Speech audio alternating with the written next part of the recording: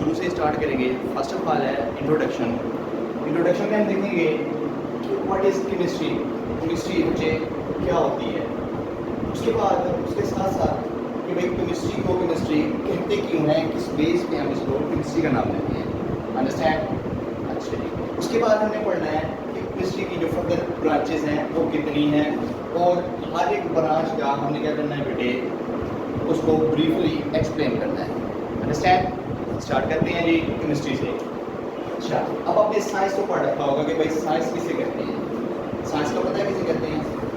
अच्छा, मैंने कहा था आपको कि साइंस की फर्दर क्या होती हैं, ब्रांचेस होती हैं। ठीक हो गया। अब उन ब्रांचेस में क्या क्या आ जाता है, केमिस्ट्री आ जाती है, उसमें फिजिक्स आ जाती है, उसमें बायोलॉजी आ जाती है, इवन के मैथमेटिक्स भी है ना, वो किसकी ब्रांच है, साइंस की ब्रांच है। अच्छा, तो इस बेस पे हम कह सकते हैं कि केमिस्ट्री ही क्या है बेटे, साइंस की ये क्या है, ब्रांच है। ठीक हो गया। अच्छा, अब केमिस्ट्री के लिए बेटे, केमिस्ट्री की डेफिनेशन को याद रखने के लिए 4 बेसिक बातें हैं जो आपने याद रखनी है कि हमेशा ही आपको केमिस्ट्री की डेफिनेशन नहीं भूलेंगी। वो 4 बातें कौन कौन सी हैं बोला। पहली बात कि आपने याद रखना है कि स्ट्रक्चर, क्या बेटे, स्ट्रक्चर। ठीक हो गया। दूसरी बात कंपोजिशन। तीसरी बात बेटे प्रॉपर्टीज। चौथी बात इंटरैक्शन। अब हमने ये तो बात कर दी कि 4 चीज़ें हैं, ये स्ट्रक्चर है, कंपोजिशन है, प्रॉपर्टीज है और इंटरैक्शन है बेटे। लेकिन हमने ये नहीं कहा कि ये किसकी स्ट्रक्चर है, किसकी कंपोजिशन है, किसकी प्रॉपर्टीज है और किसकी इंटरैक्शन है। तो याद रखिएगा बेटे, ये किसकी सारी खसूसियात है, ये किसकी है, मैटर्स की। अब मैटर क्या होता है, सवाल ये पैदा हो गया जी, क्या होता है जी, मैटर क्या होता है। तो याद रखिएगा बेटे, हर वो चीज जो कि क्या करती है, जगह घेरती है और वजन रखती है, उसे हम क्या नाम देते हैं, मैटर का नाम देते हैं। Anything that has weight and occupy space. हर वो चीज जो कि वजन रखती है और जगह घेरती है, उसे हम क्या नाम देते हैं, अपना मैटर का नाम देते हैं। ठीक हो गया। Anything that has weight and occupy space. अब 9th की केमिस्ट्री में अपना मैटर के साथ आपको बहुत वास्ता पढ़ना है। मैटर आपकी बहुत काम की चीज़ है, क्योंकि जहाँ पर भी आपने जाना है ना, वहाँ पर मैटर का जिक्र लाजिम होना है। अंडरस्टैंड? अच्छे जी। अब इसको हम डेफिनेशन इसकी करें केमिस्ट्री की, तो क्या आएगी? पहली बात हमने की कि किसकी ब्रांच है, साइंस की। दूसरी बात हमने क्या की, इसकी डेफिनेशन के लिए 4 बातें बेटे इंपॉर्टेंट है। वो कौन सी है बोला, स्ट्रक्चर, कंपोजिशन, प्रॉपर्टीज और इंटरैक्शन। ठीक हो गया। अच्छा, अब इसकी अगर हम डेफिनेशन करें तो क्या होगा, the branch of science which deals with the structure, composition, properties and interaction with the matter। ठीक हो गया बेटे। साइंस की वो शाख जिसमें हम मादा की खसूसियात, तरकीब और बेटे क्या करते हैं, उसमें स्ट्रक्चर यानी कि साख्त और इंटरेक्शन विद मैटर और दूसरी मैटर के साथ के इंटरेक्शन का मुतालिया करते हैं। उस ब्रांच को क्या नाम देते हैं बेटा, केमिस्ट्री। क्या नाम देते हैं जी, केमिस्ट्री। अच्छा, फर्दर अब बात आ जाती है इसकी ब्रांचेस पे। अगर हम केमिस्ट्री की ब्रांचेस की बात करें तो याद रखिएगा बेटा, आपकी 9th की केमिस्ट्री में टोटल 8 ब्रांचें हैं। कितनी हैं, 8 ब्रांचें हैं। बारी बारी देखते हैं जी कौन कौन सी है। पहले नंबर पे है फिजिकल केमिस्ट्री, दूसरे नंबर पे है ऑर्गेनिक, तीसरे नंबर पे है इनऑर्गेनिक केमिस्ट्री, चौथे नंबर पे बायोकेमिस्ट्री, 5वें नंबर पे न्यूक्लियर केमिस्ट्री, छठे नंबर पे इंडस्ट्रियल और 7वें नंबर पे बेटे एनवायरमेंटल और लास्ट वन है आपके पास एनआईवीटी। अब बारी बारी देखते हैं। पहली ब्रांच कौन सी है, फिजिकल केमिस्ट्री। फिजिकल, मैंने आपको कहा था कि केमिस्ट्री वो सब्जेक्ट है जिसमें आप अगर टॉपिक के नेम को देखें ना, टॉपिक का नेम आपको बताया जाए तो आप उसको देख के आपको कदरे थोड़ा बहुत अंदाज़ा ज़रूर हो जाता है भाई यहाँ पर ये कहना क्या जाता है। अब फिजिकल का, अगर फिजिकल का लफ्ज़ी मानी अगर हम निकालें तो क्या होता है बोला, तबई। क्या होता है बेटे, तबई। ठीक हो गया। अब इसी डेफिनेशन से भी आप फिजिकल केमिस्ट्री की डेफिनेशन निकाल सकते हो। केमिस्ट्री की डेफिनेशन से आप क्या निकाल सकते हो बेटे, फिजिकल केमिस्ट्री की डेफिनेशन निकाल सकते हो, वो कैसे भला? आपने क्या एडिशन करना है भाई, यहाँ पर हमने स्ट्रक्चर, कंपोजिशन, प्रॉपर्टीज और इंटरेक्शन विद मैटर्स को कह दिया, लेकिन इन तमाम के साथ आपने लगा देना है कि फिजिकल, क्या बोला? Physical structure, physical composition, physical properties और इंटरेक्शन विद मैटर। अगर हम इसकी डेफिनेशन करें तो क्या होगी? The branch of chemistry that deals with the, क्या बेटे? Physical properties, structure, composition of matter। क्या बात है जी बोला कि केमिस्ट्री की वो ब्रांच जो कि क्या करती है बेटे?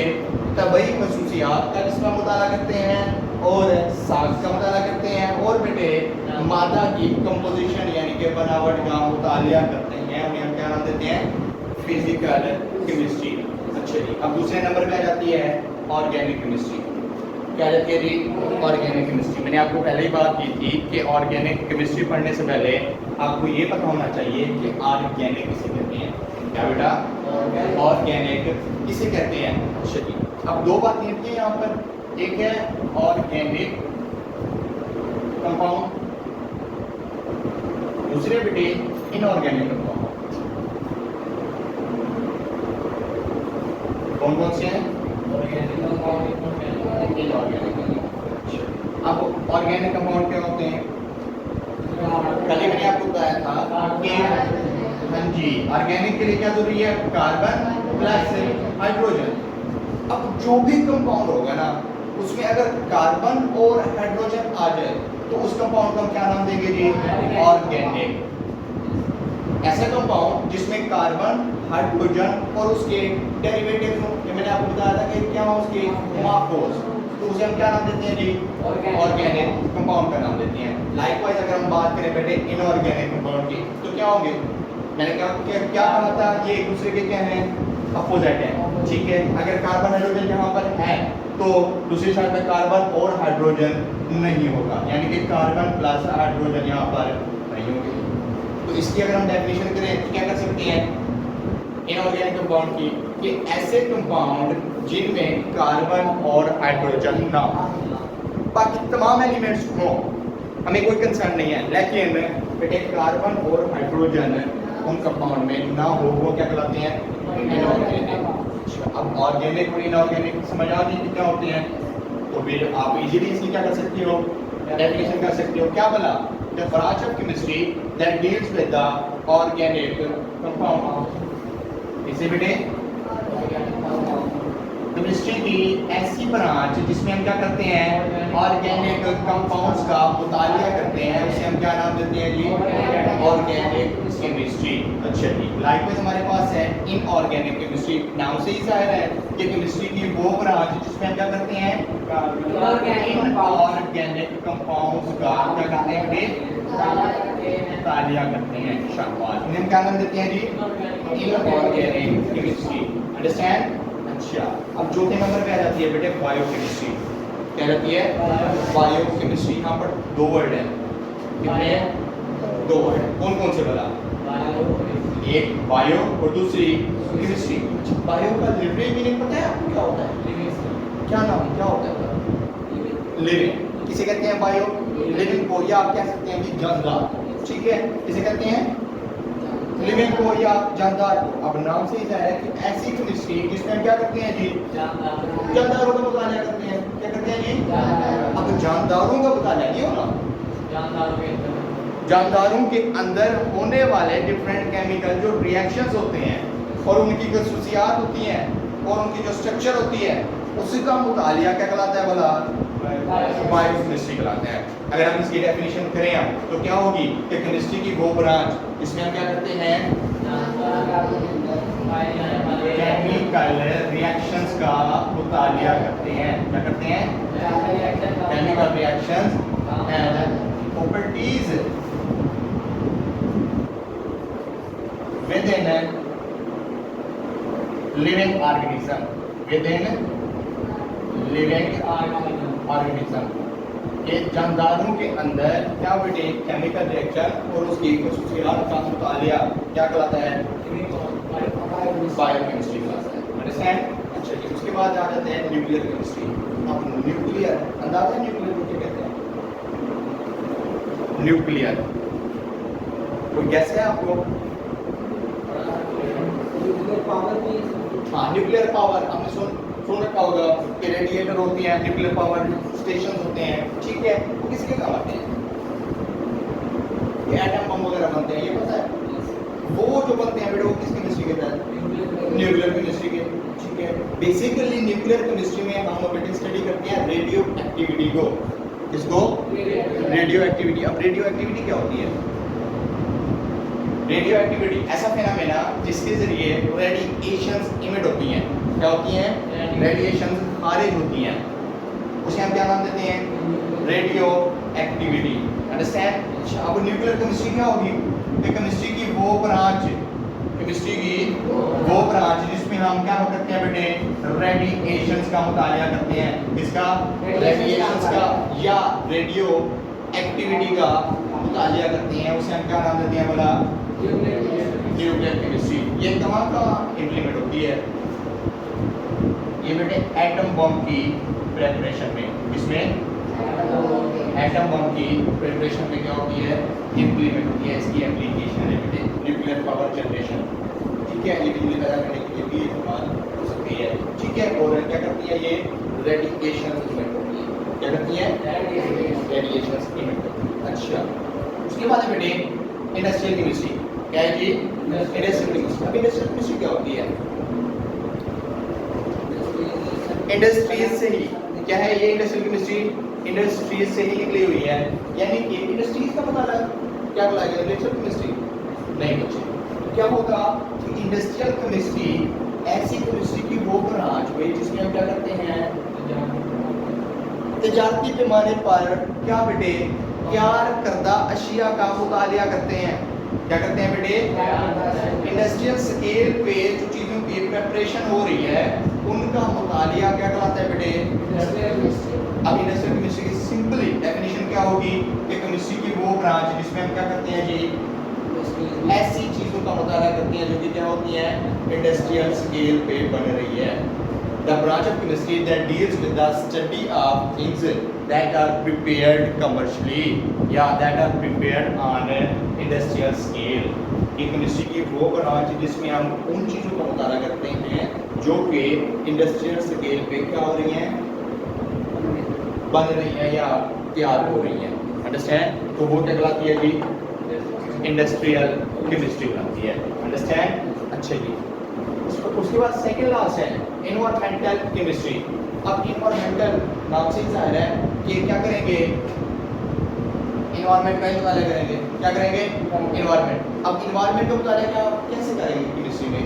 तो बेटे याद रखिएगा कि एनवायरमेंट में होने वाली चेंजिंग का क्या बेटे? एनवायरमेंट में होने वाली चेंजिंग का मुतालिया वो क्या कहलाता है बेटे? Environmental chemistry. या वो केमिस्ट्री की वो ब्रांच जिसमें हम क्या करते हैं बेटे? एनवायरमेंट में होने वाले डिफरेंट चेंजेस का मुतालिया करते हैं, उसे हम क्या नाम देते हैं जी? एनवायरमेंटल केमिस्ट्री का नाम देते हैं। अंडरस्टैंड? उसके बाद है एनालिटिकल केमिस्ट्री। लास्ट वन है क्या बेटे? एनालिटिकल। ये आपके लिए थोड़ी सी करना मुश्किल होगी। वो कैसे? क्योंकि इस नाम से हम अंदाज़ा नहीं लगा सकते, लेकिन अगर मैं कहूँ कि ये भी मुश्किल नहीं है तो क्यों मुश्किल नहीं है? एनालिटिकल तो बेटे ये निकला है एनालिसिस से। किससे निकला है? एनालिसिस। अब एनालिसिस क्या होता है? याद रखिएगा, एनालिसिस का मतलब होता है बेटे तज्जिया करना। एनालिसिस का मतलब क्या होता है जी? तज्जिया करना। किस चीज़ का तज्जिया? कभी आपने किसी भी केमिस्ट को, किसी भी साइंटिस्ट को लेबोरेटरी में काम करता देखे? डिफरेंट लेबोरेटरीज में काम करता देखा है? नहीं देखा? वीडियोस देखिए। डिफरेंट जो ये केमिकल्स बनते हैं आपके, क्या बनते हैं? डिफरेंट केमिकल्स बनते हैं। ये कहाँ पे बनते हैं? लेबोरेटरीज में बनते हैं। इसमें बनते हैं बेटे लेबोरेटरीज में। वो कैसे बनते हैं? जब भी कोई न्यू सैंपल आपने केमिकल को बनाना होता है या लेना होता है तो आप क्या करते हो, फर्स्ट ऑफ ऑल उसका एनालिसिस करते हो। एनालिसिस क्या होता है, हमने उसमें देखना होता है कि इसमें फर्स्ट किया कि हमने क्या ली थी, एक फ्लास्क लिया, उसमें कोई केमिकल लिया, उसका हमें एनालिसिस करना है। भाई एनालिसिस कैसे करेंगे, उसमें हम देखेंगे इसमें कितना कॉन्स्टिट्यूएंट है, वाटर का है, कितना उस केमिकल का है और उसकी क्वांटिटी कितनी है। अब बेसिकली हम क्वांटिटी भी चेक करेंगे इसमें और क्वालिटी भी चेक करेंगे। दो बातें इंपॉर्टेंट है इसमें एनालिटिकल केमिस्ट्री में। कौन कौन सी, एक होती है बेटे क्वांटिटी, दूसरी क्या होती है क्वालिटी। अब हमने कहा कि हमने क्या करना है, एनालिसिस करना है। क्या करना है बेटे, एनालिसिस। एनालिसिस का मतलब होता है तज्जिया करना। क्या करना बेटे, तज्जिया करना, कि देखना है कि एक चीज़ हमारे पास है, अवेलेबल है, तो इसमें तज्जिया कैसे करेंगे। तो देखेंगे कि भाई इसमें क्या है, क्वांटिटी इसकी कितनी है और क्वालिटी इसकी कितनी है। जब फंस गया कि आप एक सूट लेते हो, क्या करते हो, एक सूट लेते हो, तो उसको पसंद करने के लिए आप क्या करते हो, फर्स्ट ऑफ ऑल उसकी क्वालिटी चेक करते हो कि इसकी क्वालिटी कैसी है, अच्छा है, बुरा है, मीडियम है। उस तरह के आप क्या करते हो, उसकी क्वालिटी चेक करते हो। उसके बाद आप उससे पूछते हो, उस दुकानदार से पूछा कि भाई इसकी कीमत कितनी है, तो वो उसकी क्या होती है, क्या होती है, कीमत। अब कीमत डिसाइड नहीं करती कि उसकी क्वालिटी कितनी है, ठीक है। उसके बाद आप उसको बताते हो कि भाई मुझे एक सूट चाहिए, दो चाहिए, तीन चाहिए, वो उसकी क्या होती है बेटे, क्वांटिटी होती है, ठीक है। अच्छा, लाइकवाइज हम केमिकल्स में भी यही करते हैं। एक होता है क्वांटिटेटिव एनालिसिस, दूसरा होता है बेटे क्वालिटेटिव एनालिसिस। दो टर्म्स हैं, क्या होती है बेटे, क्वांटिटेटिव एनालिसिस और दूसरा क्या होता है बच्चे, क्वालिटेटिव एनालिसिस। अब क्वांटिटेटिव एनालिसिस में क्या करते हैं भला, क्वांटिटी इसकी क्या करते हैं बेटे, केमिकल्स की क्वांटिटी चेक करते हैं, उसे हम क्या नाम देते हैं, क्वांटिटेटिव एनालिसिस। अब क्वांटिटेटिव एनालिसिस में हम क्या करते हैं बेटे, किसी भी चीज की क्वांटिटी को डिटरमाइन करते हैं, तो वो क्या कराता है, क्वांटिटेटिव एनालिसिस कराता है बेटे। अच्छा, उसके बाद क्या आ जाती है हमारे पास, क्वालिटेटिव एनालिसिस आ जाती है। अब क्वालिटेटिव में नाम से ही जाहिर है, एक है क्वांटिटी जो उसकी मिकदार चेक कर रहे हैं, दूसरा उसकी क्या बेटे, क्वालिटी। कि क्वालिटेटिव एनालिसिस में क्या करते हैं, आप उसकी क्वालिटी को चेक करते हैं। क्या करते हैं बेटे, क्वालिटी को चेक करते हैं। तो ऐसा एनालिसिस जिसमें हम इस चीज़ की क्वालिटी को देखते हैं, क्या देखते हैं जी, किसी चीज़ की क्वालिटी को देखते हैं, उसे हम क्या नाम देते हैं, क्वालिटेटिव एनालिसिस का नाम देते हैं। समझ आ गई। अच्छा, अब यही आपकी लास्ट है कि केमिस्ट्री की वो ब्रांच जिसमें हम क्या करते हैं जी, केमिकल्स के एनालिसिस का यानी केमिकल का तज्जिया करते हैं या उसका मुतालिया करते हैं, उसे हम क्या नाम देते हैं बच्चे, एनालिटिकल केमिस्ट्री। अंडरस्टैंड। अब केमिस्ट्री वो कहते हैं कि आपकी ना दुनिया की हर फील्ड में देख लें कि एप्लीकेबल है। अब आपने ये जो डिफरेंट ब्रांचेस पढ़ी हैं, इससे आपको थोड़ा बहुत अंदाज़ा हुआ होगा कि हम जो भी बात कर रहे हैं ना, हर फील्ड से रिलेटेड ये केमिस्ट्री क्या है वहाँ पर बेटे एप्लीकेबल है, वर्क कर रही है। अंडरस्टैंड। आपकी ये जो सोप इंडस्ट्री है उसमें भी केमिस्ट्री एप्लीकेबल है। आपकी पेट्रोकेमिकल इंडस्ट्री है उसमें भी केमिस्ट्री एप्लीकेबल है। आपकी पेट्रोलियम इंडस्ट्रीज हैं उसमें भी क्या है बेटे, केमिस्ट्री क्या है, एप्लीकेबल है। अगर यूँ कहा जाए कि केमिस्ट्री आपके हर फील्ड में एप्लीकेबल है तो ये हो जाओगे। अंडरस्टैंड। आज तक ये काफ़ी है, इंशाल्लाह कल